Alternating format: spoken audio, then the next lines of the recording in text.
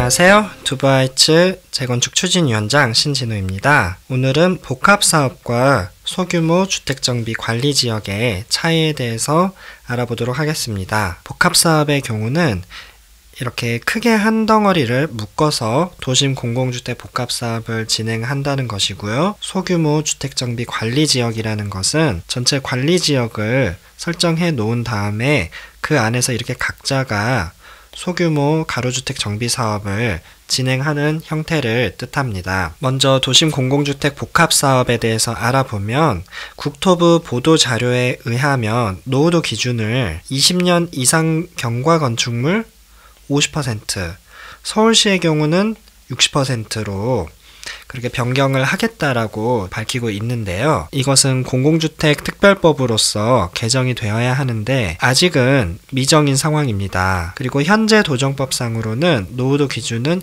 약 30년으로 볼 수 있습니다. 복합사업의 경우는 현재의 용도지역이 2종과 3종, 준주거를 대상으로 하되 구역계 정형화 및 인근 지역과의 도시계획적 연속성 유지를 위해 불가피한 경우 1종도 포함할 수 있다라고 하였습니다. 이렇게 1종이 포함된 대표적인 영역으로 수색 14구역이 있는데요. 이렇게 뒤에 산이 있고 기찻길이 있고 신축으로 아파트들이 많이 들어설 예정인데 지금 이 14구역만 1종 일반 주거지역으로서 저층 주거지이기 때문에 이를 2종으로 종상향해서 복합사업을 진행한다는 안입니다. 그리고 복합사업의 선도지역들 리스트를 보시면은 면적이 상당히 이렇게 큰 면적의 구역들도 있다라는 것을 알 수 있습니다. 그리고 소규모 주택 정비 관리지역에 대해서 알아보도록 할게요. 관리지역은 10만 제곱미터 이내로 지정을 할 수 있고 이것은 소규모 정비법, 빈집과 소규모 주택 정비에 관한 법률에 의해서 개정이 될 예정입니다. 이 관리지역을 통해서 난개발을 방지하고 계획적 소규모 주택 정비를 추진할 수 있도록 도와주는 어떤 제도인 것이고요. 소규모라고 하는 것은 기존에는 공공참여형 가로주택의 개념으로서 2만 제곱미터 미만으로 진행을 할 수 있었는데 지금 현재 소규모 주택정비법을 민간으로도 2만 제곱미터 미만으로 진행을 할 수 있도록 그렇게 법을 변경할 예정입니다. 그리고 이렇게 소규모 주택정비 관리지역이 지정이 되면 용적률 특례가 적용이 되고 용도지역 상향을 통해 공급세대가 평균 1.6배로 증가해서 비례율이 한 35% 정도 향상되는 것으로 분석이 되었다고 합니다. 소규모 주택정비 관리지역과 복합사업을 비교를 하자면 복합사업도 종상향을 지원하고 용적률이 증가하는 거고 그리고 사업성이 약 30% 정도 향상이 되는 것으로 나와 있기 때문에 이 둘은 이렇게 큰 덩어리로 할 것이냐 아니면은 10만 제곱미터 미만의 구역을 소규모 주택정비 관리지역으로 지정하고서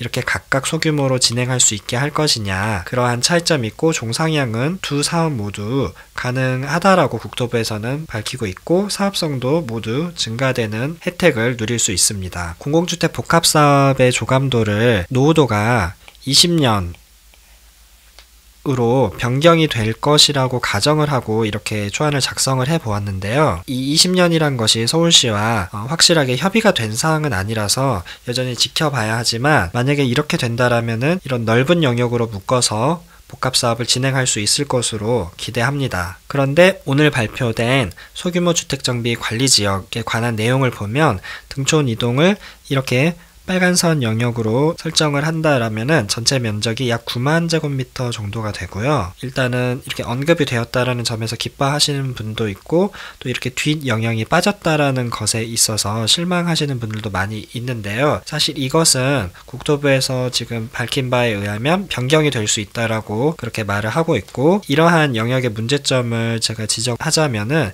일단 실로와 망가의 연구동이 들어와 있는데 이 부분은 사실은 빠져야 할 것으로 생각이 됩니다. 그리고 이 전체 영역의 북측 토지가 빠지게 되면은 이 앞쪽 부근에 건물을 올릴 때 이 북쪽의 일조권을 침해할 수 있으므로 충분하게 층을 올리지 못하는 그런 문제점도 있을 수 있겠고 그리고 이렇게 될 경우는 대로에서 진입로가 여전히 확보되지 않은데 도서관과 영일고 사이를 좀 뚫어서 뒤에 366번지 새 아파트의 진입로와 합칠 수 있는 그런 확보의 가능성이 있는데, 이 가능성이 지금 없어져 버린다는 문제점이 있고, 그리고 이렇게 이제 진행할 경우에 이 가운데 블럭들은 노후도가 잘 나오지 않는데, 과연 소규모 주택정비 사업의 그 노후도가 복합사업처럼 20년 기준으로 낮아진다고 하더라도 이 가운데 블럭들은 노후도가 충족이 되지 않아서 소규모 가로주택 정비사업 자체가 진행이 되지 않을 그런 위험성도 있기 때문에, 과연 이것이 합리적인가는